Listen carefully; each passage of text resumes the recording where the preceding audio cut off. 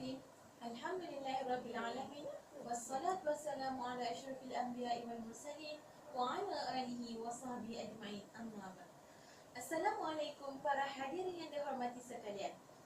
InsyaAllah atas peluang dan ruang yang diberikan ini, saya rebut untuk menyampaikan ceramah saya yang bertajuk Remaja Berwibawa Pemangkin Kejayaan Negara. Sebelum itu, saya mendengarkan serangkap pantun. Teruja kenari di tepi pulasan, pegun nak dara, gemersik suara. Remaja kini tinggi wawasan, tonggak kejayaan aspirasi negara. Pantun ini jelas menunjukkan bahawa remaja kini merupakan tunjang kecemerlangan sesebuah negara. Mereka merupakan pelapis yang akan menduduki tampuk pemerintahan pada masa akan datang. Tetapi sayang dan malang sekali, kebanyakan remaja hari ini tidak sedar akan obligasi yang terbeban di bahu mereka. Realitinya, Malaysia memerlukan lebih ramai remaja berwibawa yang mampu mendukung aspirasi negara. Dalam sedar ataupun tidak, golongan remaja merupakan golongan kelompok terbesar dalam populasi masyarakat di Malaysia. Ini informasi baik untuk masa depan negara kerana mereka mempunyai banyak tenaga, idea serta penggerak muda yang akan meneruskan agenda pembangunan negara. Dalam perbincangan ini, saya akan mengutarakan tentang ciri-ciri remaja berwibawa yang diperlukan di negara Malaysia. Seorang remaja yang berwawasan mestilah mempunyai pengetahuan yang tinggi. Seperti cokan kata, membaca jambatan ilmu. Kerana ilmu hanya boleh didapati melalui pembacaan bahan ilmiah. Remaja yang berwibawa sentiasa menelaah buku serta menghadiri majlis ilmu untuk mendapatkan ilmu. Kita sedia maklum bahawa remaja adalah pewaris tampuk pemerintahan. Dan dengan adanya ilmu di dada, mereka pasti dapat menangani segala onak dan duri yang bakal didepani oleh negara kelak. Seterusnya, remaja berwibawa yang berilmu pengetahuan tinggi tidak akan mudah terpedaya dengan tipu helah anasir-anasir mazmumah yang sentiasa mencari peluang untuk menjatuhkan anak bangsa. Ibarat duri dalam daging. Sudah terang lagi bersuluh dengan mempunyai ilmu pengetahuan, remaja mampu menjadi remaja harapan bangsa serta melahirkan golongan ulul albab yang mampu menggalas aspirasi negara. Remaja berwibawa yang seterusnya ialah mempunyai akhlak yang mulia yang boleh dicontohi. Selaras dengan cokan kata budi bahasa budaya kita. Remaja perlulah mempunyai nilai moral yang tinggi. Remaja cemerlang ialah remaja yang mempercayai dan mempunyai etika dan akhlak yang mulia. Setiap tingkah laku mereka disenangi oleh semua orang. Mereka menghormati orang lain dan orang lain menghormati mereka. Sekadar cemerlang dalam akademik tidak berguna juga. Tetapi sekiranya cemerlang dan diiringi dengan akhlak serta sasiah yang baik, ini yang diimpikan. Di sini jelas menunjukkan bahawa akhlak sangat penting dalam membentuk diri seseorang. Tambah-tambah lagi bagi melahirkan remaja berwibawa untuk pemerintahan akan datang.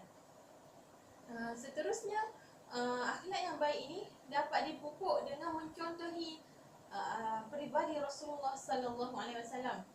Perihal akhlak ini juga disebut di dalam hadis Rasulullah sallallahu alaihi wasallam yang berbunyi, sesungguhnya aku dibangkitkan untuk menyempurnakan akhlak yang mulia.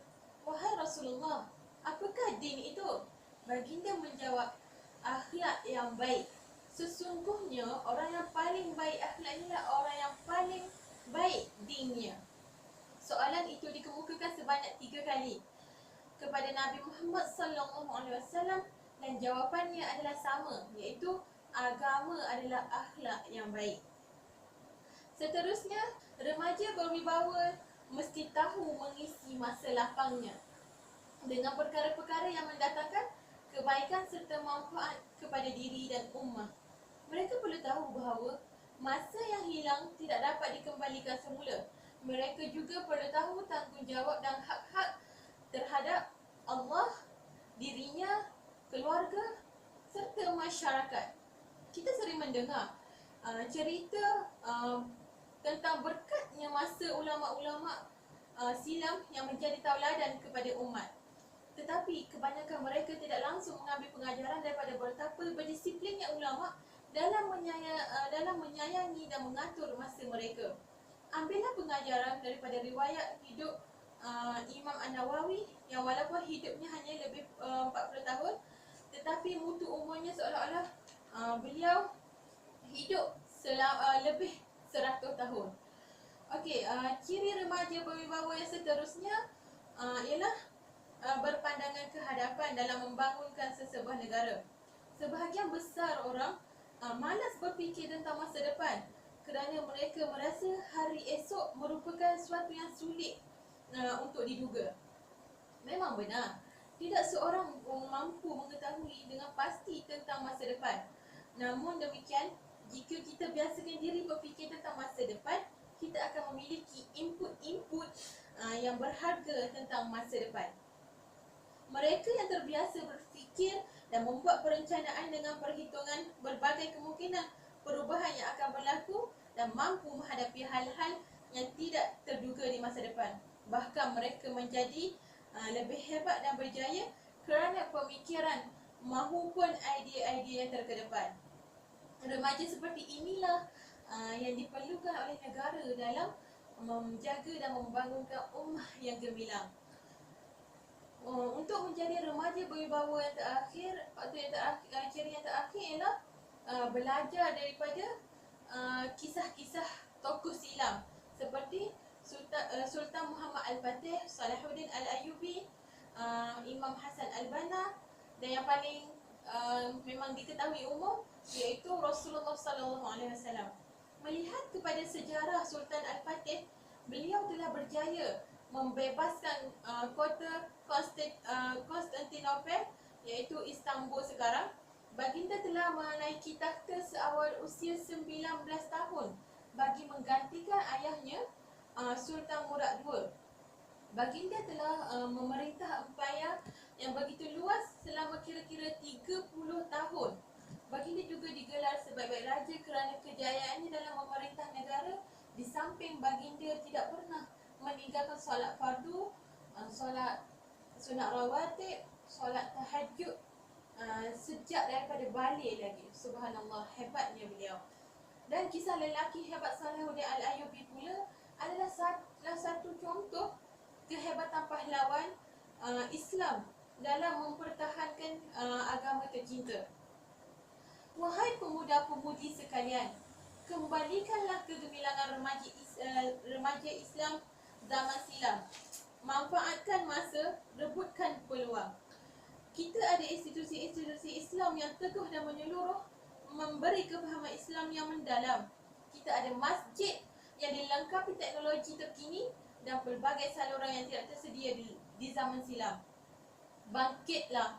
Dunia merindui dan mengimpikan peribadi Ali, Abdul Rahman bin Auf, Zaid bin Harisah, Ibnu Sina dan lain-lain lagi bersinar di dalam diri kalian semua. Garap dan hiaslah peribadi masing-masing dengan madah Saidina Abu Bakar As-Siddiq, iaitu hiduplah seperti pohon yang lebat buahnya, tumbuh di tepi jalan, dilempar dengan batu, tetap dibalas dengan buah yang ranum. Sekian wabillahi taufiq wa hidayah. Wassalamualaikum warahmatullahi taala wabarakatuh.